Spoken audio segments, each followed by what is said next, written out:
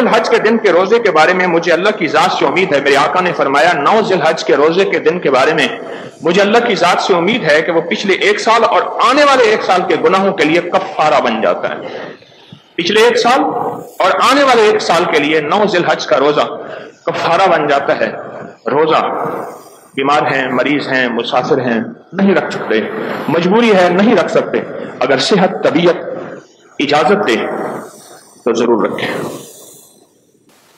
जो कोई फरमाया कि जो कोई 9 ज़िलहज्जा को 4 रकात नमाज नफिल पढ़े किसी भी वक्त और हर रकत में सूरत फातिहा के बाद 3 मरतबा सूरतुल काफिरून कुल या अय्युहल काफिरून पढ़े और 21 मरतबा सूरत इखलास पढ़े, हर हाजत पूरी होगी और कोई हाजत उसकी टलेगी नहीं। इस अमल को फिर सुनिए, 9 ज़िलहज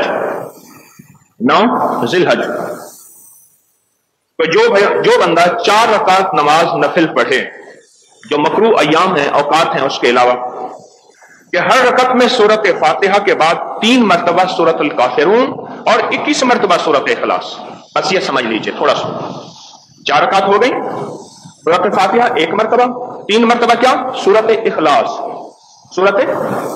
सूरतुल काफिरून और 21 मरतबा सूरत इखलास, 21 मरतबा सूरत इखलास हर रकत में। और फिर अल्लाह से जो हाजत मांगे अल्लाह कबूल करता है।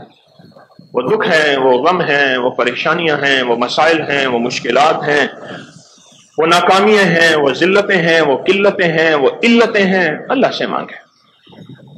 किसी ने ये नफल पढ़ते हुए देखा हजरत इमाम इब्न सीरीन रहमतुल्लाह अलैह, सुभान, हजरत इस नफल के बाद आप क्या दुआ मांगेंगे? पर मैं ये दुआ मांगूंगा अल्लाह मुसलमानों के लिए मेरे दिल को साफ कर दे। तो उन्होंने कहा कि हजरत आपने तो आधी दुआ मांगी। तो फरमाया पूरी कैसे होगी? फरमाया आप उम्मत के लिए फरमाते, उम्मत में मुस्लिम गैर मुस्लिम सब, कि अल्लाह सब के लिए मेरे दिल को पाक और साफ कर दे। और मैं अल्लाह तुझे जज़ाए खैर दे, तूने मेरे अमल की तकमील कर दी, तूने मेरे अमल की तकमील कर दी।